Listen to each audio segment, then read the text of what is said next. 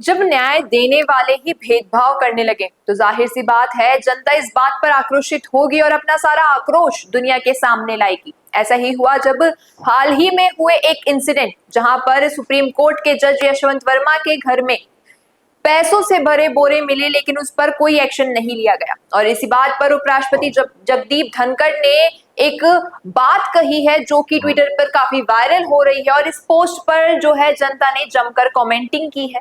तो आज हम इसी कमेंटिंग पर चर्चा करेंगे और देखेंगे कि जनता के मन में क्या है, वो सरकार के बारे में क्या सोचती है और क्या जो है वो सरकार को राय दे रही है उस मुद्दे पर एक्शन लेने के लिए। यहाँ पर एक शख्स का ये कहना है कि अगर अपराधी बीजेपी और आरएसएस से जुड़ा है तो कोई एक्शन नहीं लिया जाएगा, वहीं अगर ये अपराधी विपक्ष का होता तो बिना किसी अपराध के भी सीबीआई और ईडी की जांच हो चुकी होती। लोगों का ये भी कहना है कि जो न्याय करने वाले हैं, न्याय देने वाले हैं, अगर उनके और जनता के बीच में इस तरीके से भेदभाव किया जाएगा तो क्या सबके लिए कानून एक नहीं है। यहाँ पर एक व्यक्ति ने जो है एक मुहावरे के साथ बात कही है कि दाए माए कुछ काढ़ो है, अर्थात न्याय व्यवस्था माए कुछ काढ़ो है, पूरी दान न तो काली है न कह सका, क्योंकि शास्त्र बतावे है कि धरती आधा विश्वा सत पर टिकी है या व्यवस्था भी आधा विश्वा सत पर टिकी है। विक्रमादित्य हरिश्चंद्र सीवी देश माए काग्यो पैदा हुयो लगागा, यो ही वंशकर दोष कहलाए। यहाँ पर व्यक्ति का कहना ये है कि दाल में कुछ तो काला है लेकिन या तो ये पूरी दाल ही काली है, ऐसा इस व्यक्ति का इस मुहावरे के द्वारा कहना है। वहीं पर एक व्यक्ति का कहना है कि सरकार महाअभियोग का प्रस्ताव लाकर आसानी से हटा सकती है, अगर विपक्ष महाअभियोग में साथ नहीं देगा तो वह एक्सपोज होगा। लेकिन सवाल ये है कि उपराष्ट्रपति कार्रवाई न होने से दुखी है तो सरकार चुप क्यों है। यहाँ पर इनका कहना है कि अगर विपक्ष किसी मुद्दे को लाती है सामने तो फिर भी एक बार सरकार जो है पीछे हट जाएगी, उस मुद्दे पर ध्यान नहीं देगी। लेकिन यहाँ तो खुद उपराष्ट्रपति इस मुद्दे को बाहर ला रहे हैं और इस पर जो है न्याय करने की मांग कर रहे हैं, फिर भी सरकार चुप क्यों है इस पूरे मुद्दे पर। वहीं इनका कहना है कि इनको महारत हासिल है, कैसे खुश करके अगले पायदान पर पहुंच जाएं। इनके जीवन का इतिहास सबको विदित है, कैसे और कब चुप रहना है, कब सक्रिय होना है। यहाँ पर इनका कहना ये है कि सरकार को सब पता है कि किस वक्त किस मुद्दे पर उन्हें चुप रहना है और किस वक्त किस मुद्दे पे उन्हें एक्शन लेना है और जनता के सामने उजागर होना है। वहीं इस व्यक्ति का कहना है कि सरेआम नागरिक के घर मिलते, मतलब किसी कॉमन मैन के घर अगर इतना सारा पैसा एक साथ मिलता तो जरूर उस पर कोई ना कोई एक्शन होता और लिया जाता। लेकिन वहीं जब कांग्रेस नेता के घर मिले तो प्रधानमंत्री जी चुनावी सभाओं में बताते हैं कि कांग्रेस ने देश को लूटा है, जज के घर मिले हैं, क्या ही कर लेंगे उसका ये सब बोलकर भी। वहीं सुप्रीम कोर्ट ने यशवंत वर्मा पर कोई कार्रवाई नहीं की, लेकिन सरकार के हाथ तो नहीं बंधे थे। यहाँ वो ईडी सीबीआई सरकार भेजती रहती है, लेकिन यशवंत वर्मा के ईडी न जाने से इनकार कर दिया था क्या। यहाँ पर इस शख्स का ये कहना है कि सुप्रीम कोर्ट ने तो यशवंत वर्मा पे कोई एक्शन नहीं लिया, लेकिन सरकार के हाथ तो नहीं बंधे हुए थे, वो तो यशवंत वर्मा पर कोई एक्शन ले सकती थी। उनका कहना है कि इस तरीके से तो सरकार यहाँ वहां पर सीबीआई और ईडी की जो है जांच करवा लेती है, लेकिन जहां पर जरूरत है, जैसे कि यशवंत वर्मा के यहाँ पर ईडी की जांच की जो है सख्त आवश्यकता थी, तो यहाँ पर क्या ईडी ने खुद जाने से मना कर दिया था। वहीं कुछ लोगों का ये भी कहना है कि जज साहब को उनके पद से निष्कासित कर दिया जाना चाहिए, यही उनके लिए न्याय होगा कि आपकी सरकार बहुमत में है, विपक्ष भी साथ देगा और इन जज साहब को हटाने का प्रस्ताव लेकर क्यों नहीं आते हैं। यहाँ पर इस शख्स का ये कहना है कि जो न्याय देने वाले जज है सुप्रीम कोर्ट के जज यशवंत शर्मा है, जब उन्हीं के घर पर इतने सारे पैसे जो है मिले हैं तो इस पर सरकार को एक्शन लेना चाहिए और इस एक्शन में जो है विपक्ष भी उनका पूरा पूरा साथ देगी और जज को उनके पद से हटाने का प्रस्ताव लाना जरूरी है।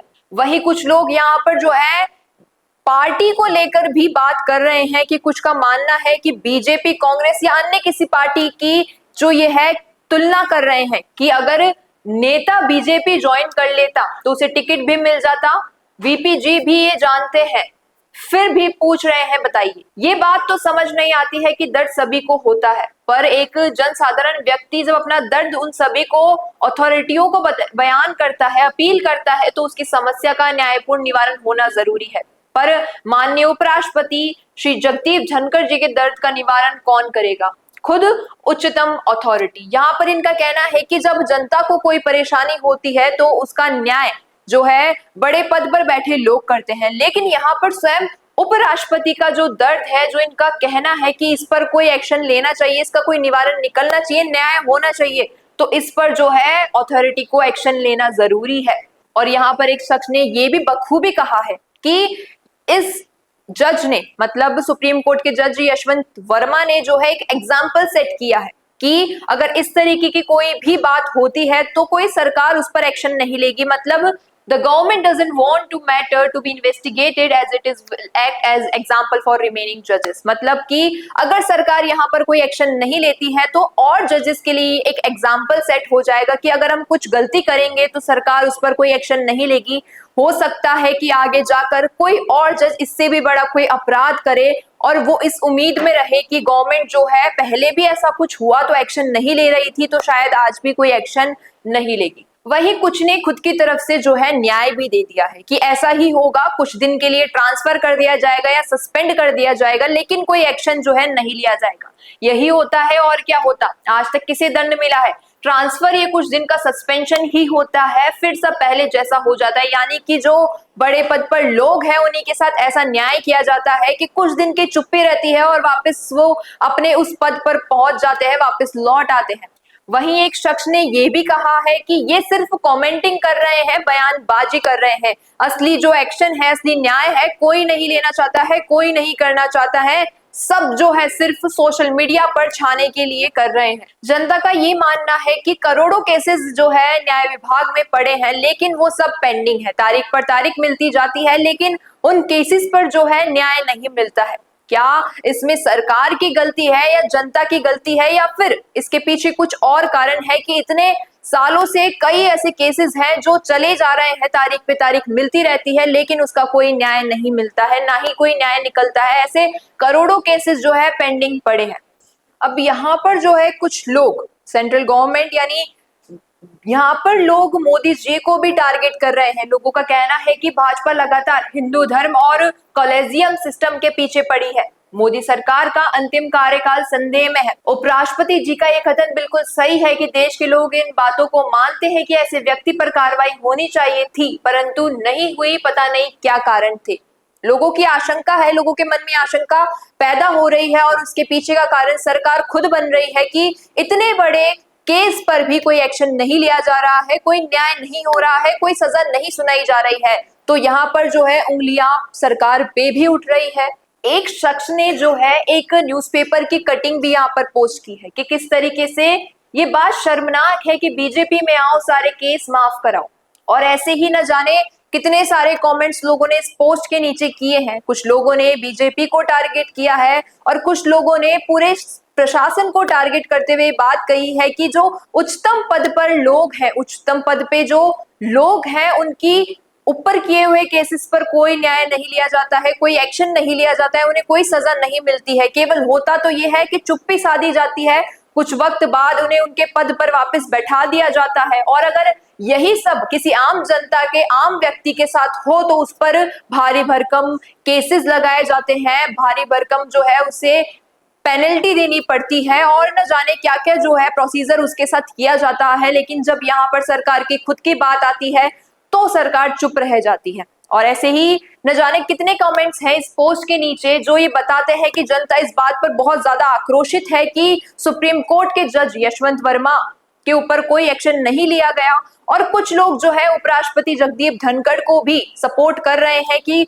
जिस तरीके से उपराष्ट्रपति बात कह रहे हैं कि इस मुद्दे पर एक्शन लेना जरूरी है और सरकार को ये बात सोचनी चाहिए, तो यहाँ पर जनता उन्हें सपोर्ट कर रही है और मांग कर रही है कि यशवंत वर्मा को सजा मिले और इस बात पर पूरा न्याय किया जाए और सभी को इंसाफ मिले। ऐसे अपडेट्स के लिए बने रहिए संवाद के साथ, क्योंकि हम लाते हैं संवाद भारत का भारत के लिए। अगर वीडियो पसंद आया हो तो इसे लाइक करें, शेयर करें और चैनल संवाद को सब्सक्राइब करना न भूलें।